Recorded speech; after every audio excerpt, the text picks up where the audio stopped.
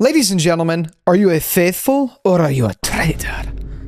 Okay, that was pretty stupid. All right, well, I just finished watching Traitors Season 4, and I have to yap about it. I know not many of you are watching, but we got to recap it. We got to do it because I absolutely loved this season. It's the first time a reality TV show absolutely hooked me and made me glued to the edge of my seat. I was even more than my girlfriend. I didn't think that was possible, but I was like, oh my God, we need to watch. And I just called her my girlfriend. She's my fiance, whatever. And anyway, I always get this mixed up.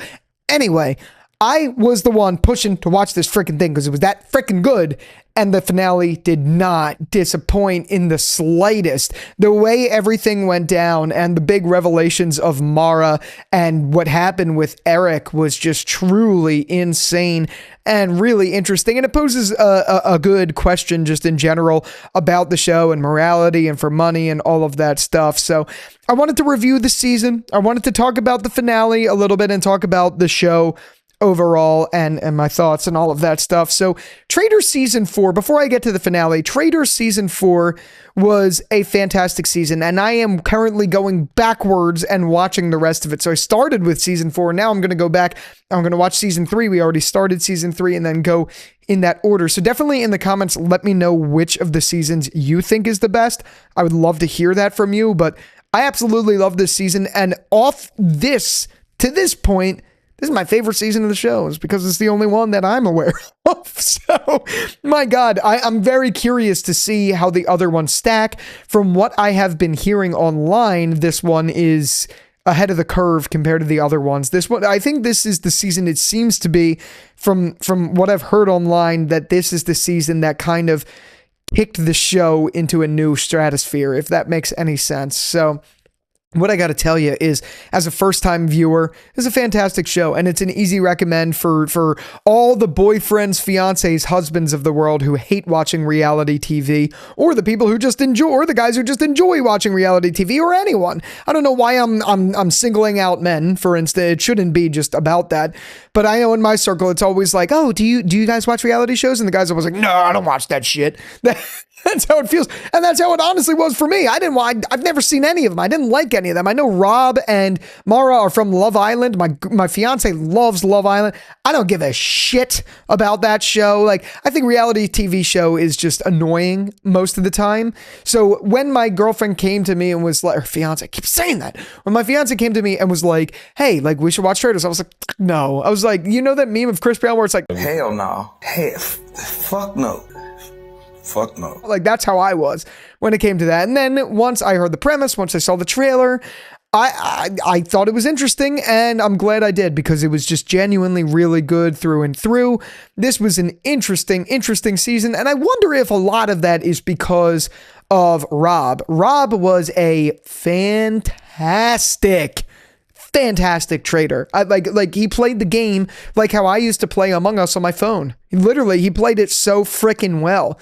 Like, really pulled it off. And he did he didn't do the right thing morally. He did the right thing that a traitor should do and fucking literally everyone over. Was it right? Again, absolutely not. It was very awful to see, but it worked like really well. No one suspected him, because why would they suspect someone who banishes other traitors? Why would he be the one to initiate Lisa? Why would people look at him as the traitor if he was willing to do that? And then same with Candace, even though I personally believe Candace imploded once she realized that Rob was going to go against Lisa. Then she imploded and ruined it for herself. And I understand in the reunion, she made a whole argument that she was doing that to at least force the blame onto him so that the faithfuls can win. I understand that. I do. But like, I don't understand why she wasn't going to be a team player there, even though he wasn't being a team player. Why she strategically ruined it for herself and potentially the other traitor as well. I get it. If she's out of the game, I do understand the money doesn't count for her and all of that stuff. But still, like, I don't know. I think the two other traitors, they weren't bad, but then when push came to shove, they kind of sucked. Now, and it was interesting to see Rob took down the two housewives. I thought that was really interesting. Another reality show I can't stand. That made me feel good. I was pretty happy about that one. You know, I was quaking in my boots, as some people say. Anyway, so that was my thoughts on season 4. I think the faithfuls were pretty oblivious, except for Tara and Johnny at the end, when out of nowhere they completely just got it right and their hunches were correct. I don't know. I thought it was really interesting to see how the faithfuls truly had like no idea for most of the time. It was played well, and I think that was almost solely attributed to Rob, which makes me a little skeptical and concerned to go back and watch earlier seasons, because from what everyone's saying online, he was the best traitor and this was the best season. So like, is it the best season because of Rob? All of that stuff. You know what I mean? Anyway, then we get to the ending. After a series of events and all the traitors being pushed out except for Rob, Rob then brings in Eric as a ultimatum where he's going to kill him or actually make him a good traitor. Anyway, I liked where that went, but Eric was just so freaking gullible towards the end of it, to the point where it was like, dude, you had a ultimatum.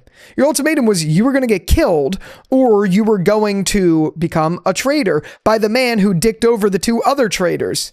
Your fate was sealed there, buddy. You know what I mean? Like you should have seen the writing on the wall of that, and that you were probably going to be used as a pawn in his game. And instead of being like, oh, we're best buds, all of that stuff, you know, maybe just start to like look with a little bit of like a tint to your look, kind of like a dog who's confused about what you're trying to say. You know what I mean? Just like keep your guard up a little bit is what I'm getting at. That was a bad analogy. The point I'm making is, so I understand it was a very much a dick move for Rob to screw him over at the end. I get that. But 100,000,000% Eric should have seen that coming. Like, how could he not see that coming? You know what I mean? That's at least how I felt about that. So that was it was unfortunate to see, because I did feel for Eric there and all of that stuff, but like, it was Rob. Rob was going to do that after he did that to Lisa and Candace, who were 2 housewives, and if he was playing the whole bro code thing, like, I don't know. It should have been obvious is the point I'm trying to make. But then the bigger thing is Mara. I felt horrible for Mara. And I'm of the belief that they had I kept telling my fiance, I was like, yo, they are fucking. Like, they are 100%. They're doing the deed 100%. There is no way in hell they're not. And then at the reunion, Mara was like, I don't think so. We didn't feel that way. You know what I mean? But she definitely had a freaking crush on him. Definitely. I'm dying on that hill. She definitely had a crush on him for sure. Anyway, the way that all went down, I genuinely felt bad for Mara, even though honestly I felt secondhand embarrassment for her, because she did come across pretty naive. And obviously that's why Rob was playing her the way he did. But I felt genuinely bad because they clearly did have a good bond, whether it was a sexual good bond or not, even though they were fucking. Maybe they were, I don't know, whatever. Anyway, point I'm trying to make is they definitely had a bond, so I felt bad that she got betrayed in that way, but she was so right. And this was something I was saying to my fiance the whole time. Rob is never going to have a steady girlfriend because he was a fucking snake, but he was also smart. Very smart, and he played the game really well. And I thought it was so sad and funny to watch when Mara looked so excited that they won because they were the 2 faithfuls at the end. Then Rob's like, nah, I'm a traitor. I've been a traitor the whole freaking time. It was so funny.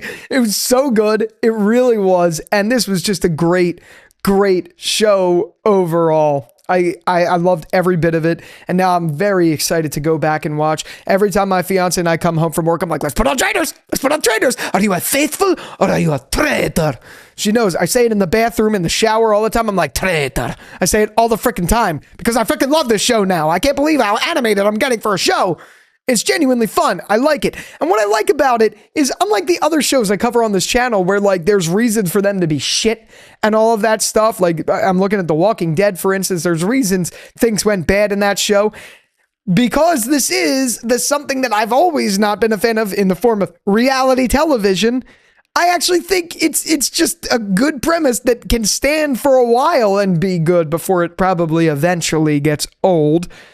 You know what I mean? Like this all it is the way, the gravity of the cast they have. And if season 5 takes any pointers from season 4, they got to get a good cast in there. My fiance and I were saying today, it would be really funny if they got all comedians. Like, could you imagine like Shane Gillis, Tony Hinchcliffe, Joe Rogan, Theo Vaughn all doing this? Like, and it was just all comedians. Not that they're going to do this, but that would be funny. Or just having more people like that in there mixed in.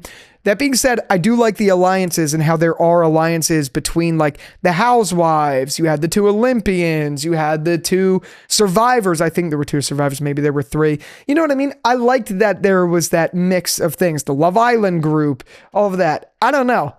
I'm somewhere in the middle. Either way, I hope next season has an even better cast. Not to say that this cast was bad. This cast was great. The dynamic was dynamite this season. But yeah, I'm just excited to see where it goes. I genuinely am very excited to see where it goes. I think you could tell by my passion, I thoroughly enjoyed this show. And I had to debrief with you guys. Had to do it because now I'm on the real house. I mean, the real reality shit. I'm on it. And yeah. With all that out of the way, let me know your thoughts on Traitors Season 4 down in the comments below. And until the next one, I'll talk to you later. Peace out.